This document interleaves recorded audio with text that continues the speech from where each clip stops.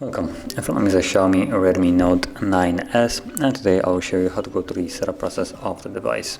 So when you boot it up for the first time, you'll be presented with, well, a version of the OS, and from here you can tap on the arrow and choose your language. So I'm gonna select English, let's tap on next, then select your region. Now this will also set the time zone. I'm gonna stick with the one that is selected right now, and then tap on next. Then you have the option to connect to Wi-Fi. Now this is completely optional, you can do that right now or do it later on after the setup if you, for instance, might not have a Wi-Fi at the moment near you. I'm gonna skip this for now. Then you have terms and conditions. Now you can read those if you want to. User agreements, you can tap right here and have a nice long list of things that you're basically agreeing to. Let's tap on I have read and agreed to user agreements and privacy policy, because of course everybody reads those. Then we have the SIM card. Again, this is completely optional. It basically changes nothing if you insert it right now or later, apart from the fact that you won't have a SIM card in the device if you don't put it right now. But once you insert it, it doesn't change anything. It automatically connects to it and everything will work just fine. Then you have Google services, so you have services like localization, scanning, and sending your diagnostic and user data. So basically localization and scanning scans where you are, and sometimes it will give you those kind of an intrusive questions to rate a restaurant that you went to, because it knows that you've been there.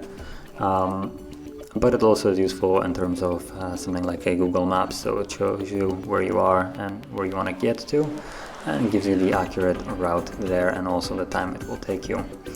So you could deselect those if you want to, it doesn't really matter too much. Once you open an app that requires it, at least the localization, it will tell you that you need to turn it on, otherwise the app won't really work.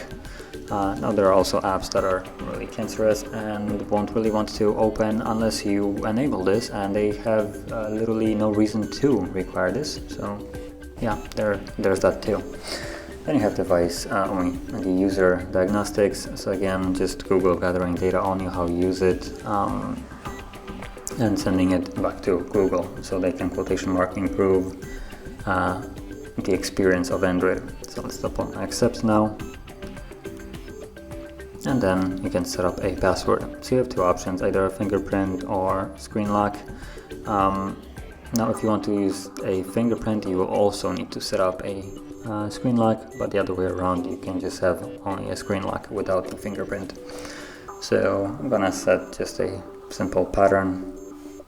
Now we need to wait 4 seconds so we grasp the idea that we need to remember our pattern, otherwise we can't really get to our device without it. And once you set it and repeat it, you can then tap on the arrow and go to additional settings. So location, not like I haven't turned it off already. User experience programs, no thanks. Send diagnostic data automatically, again, not like I haven't turned that off already. Automatic system update.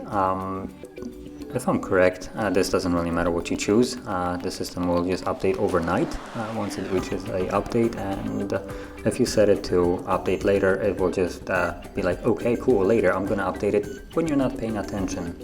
So again, it doesn't really matter what you choose here. Personalized ads just basically looks at whatever you're searching and then gives you relevant ads to what you were looking for on the internet. Again, another intrusive thing in my opinion. So from there, let's tap on next, after we basically disabled every possible thing and changed nothing, to select our theme. So these don't really matter much. One theme, the classic one, has squarish icons with rounded corners, while the Limitless has just more shapes and different wallpaper. So whichever one you choose doesn't really matter. Select the one that you like more, and that's about it. And from there, theme applied. There we go. Stop on the arrow, and we should be now on the home screen. And there we go. So that is how you'd go through the setup process of the device. And if you found this video helpful, don't forget to hit the like button, subscribe, and thanks for watching.